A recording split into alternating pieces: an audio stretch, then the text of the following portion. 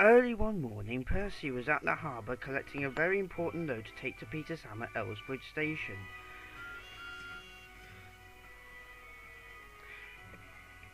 The load was going to be loaded into his empty trucks, but the job was taking a very long time, and Percy was beginning to worry. "I'm going to be late for Peter Sam at the station. He's not going to like this. Please hurry up and..." Then Percy was rudely interrupted. The important cargo load that Cranky the Crane was holding was very heavy. His chain suddenly snapped. "Uh-oh!" cried Cranky. Cargo cardboard went all over Percy. No one was hurt, but his driver and fireman laughed. "It's not funny," said Percy. "Get this load off me and into my trucks immediately." Percy was glad that they were puffing along towards the beautiful countryside, towards Elsbridge Station. Up ahead, he saw Terence the tractor. His driver was standing near the line, waving at them to stop.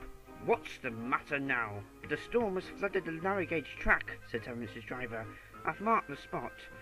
"We will go and investigate," said Percy's driver.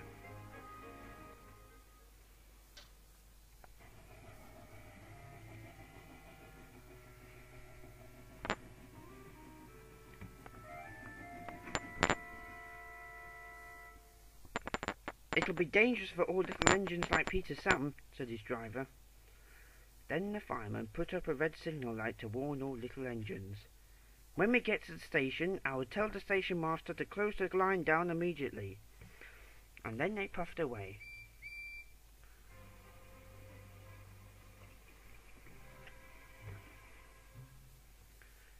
Peter Sam was waiting impatiently as Percy arrived.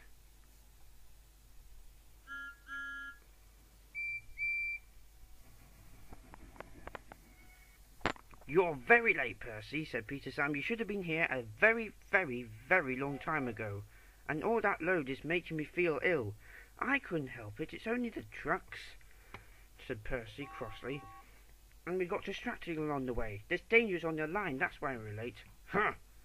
said Peter Sam. "You're the only one that's dangerous on your line, Percy. I'll show you just what little engines can do. Now stop wasting time and get your loads into my train immediately." Percy's driver and fireman were talking to the signalman immediately when they heard Peter Sam's whistle.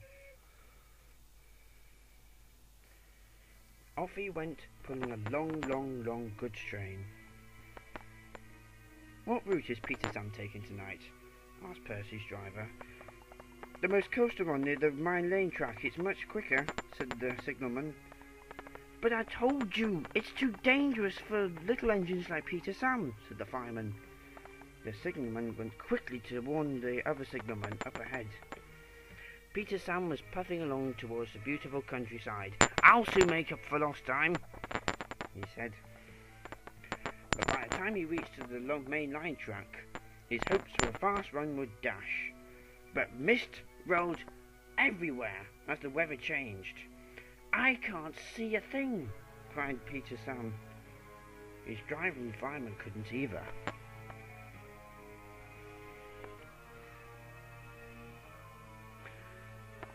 By the time they did, his driver braked hard, but it was too late.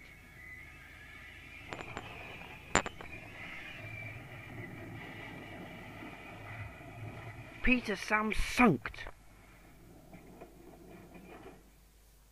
No one had been hurt.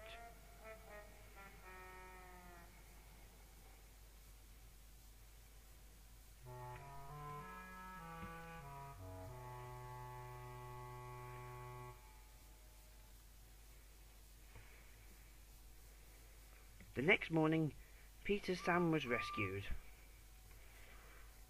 Scarlory took his train away, and Edward came with the breakdown train to rescue Peter Sam. The Fat Controller spoke severely to Peter Sam. "Peter Sam, you wanted to show Percy just what little engines can do, and you've certainly done that. You have showed him how silly it is to ignore warnings." "I'm sorry, sir," said Peter Sam.